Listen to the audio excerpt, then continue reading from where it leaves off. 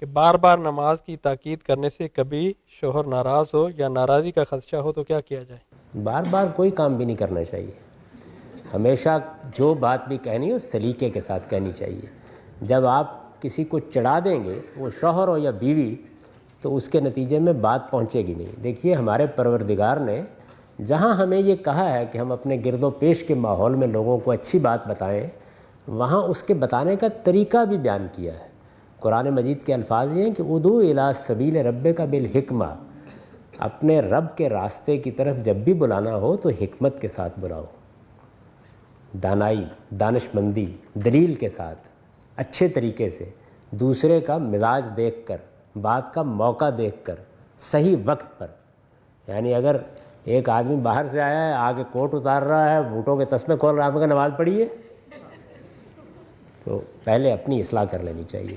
پہلی ہدایت یہ کی ہے کہ آپ نے جب بھی کوئی نیکی کی بات بتانی ہو تو حکمت کے ساتھ بتائیے. آپ جانتے ہیں آگے کیا ہے؟ والموعظۃ الحسنہ. اگر کسی کو نصیحت کرنے کا موقع آ گیا ہے تو بہت خوبصورت اسلوب میں نصیحت کرو، تاکہ دوسرا آدمی نہ چڑ محسوس کرے، نہ اس کا تعصب حائل ہو، نہ وہ آپ کے مقابلے میں ضد میں اور مکابرت میں مبتلا ہو جائے. اس کے آگے سنیے، اسی آیت میں کہا ہے وَجَادِلْهُمْ بِالَّتِي هِيَ أَحْسَنُ. اگر کہیں اختلاف ہو جائے اور آپ کو بحث کرنی پڑ جائے تو ایسے شریفانہ طریقے سے بحث کیجئے جیسے اعلیٰ لوگ بحث کیا کرتے ہیں. جادلہم باللتی ہی احسن. تو اللہ تعالیٰ نے یہ ہدایت فرمائی ہے. لیکن اگر آپ نے ہاتھ میں ایسا پکڑا ہوا ہے اور آپ یہ چاہتے ہیں یا یہ چاہتی ہیں کہ آپ کی مرضی پر گھر چلے، تو دیکھیے انسانوں کے ساتھ ایسے معاملہ نہیں کیا جا سکتا.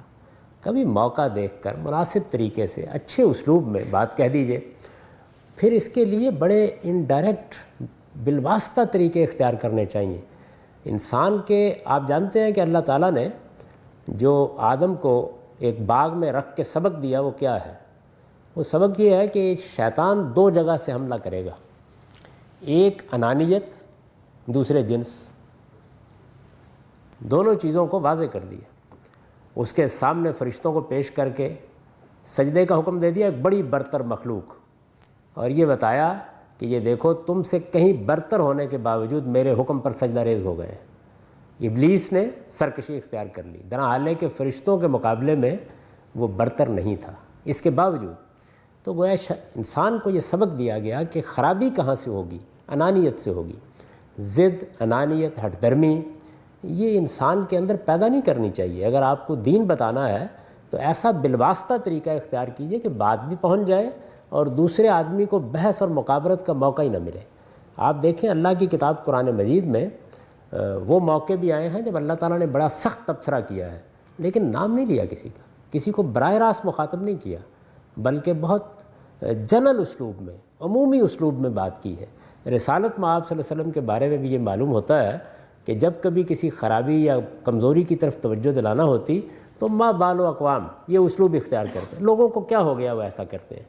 یعنی کسی کو براہ راست جب آپ بار بار تنگ کریں گے تو اس کے نتیجے میں تو سوائے اس کے کہ ضد پیدا ہو اور کوئی چیز پیدا نہیں ہوگی. تو میری دست بستہ گزارش ہے کہ پہلے زمانے میں تو خیر یہ ہوتا تھا کہ خواتین شکایت کرتی تھیں کہ میاں یہ کہتا ہے. یہ واقعی اب زمانہ تبدیل ہو گیا، اب شوہر شکایت کرتے ہیں کہ بیوی چین نہیں لینے دیتی. تو اس لیے میرا خیال ہے دونوں ہی کو یہ کوشش کرنی چاہیے کہ اچھے طریقے سے بات کریں، اور بار بار کسی چیز کو کہنا محض ضد اور چڑ پیدا کرنا ہے، اس سے اجتناب کرنا چاہیے. ہمیں تو یہ تک ہدایت کی گئی ہے کہ اگر کسی عالم کو بھی نصیحت کرنی ہو تو زیادہ سے زیادہ ہفتے میں 1-2 گھنٹے کے لیے کرے، اس سے زیادہ نہ کریں ورنہ لوگ تنگ آ جائیں.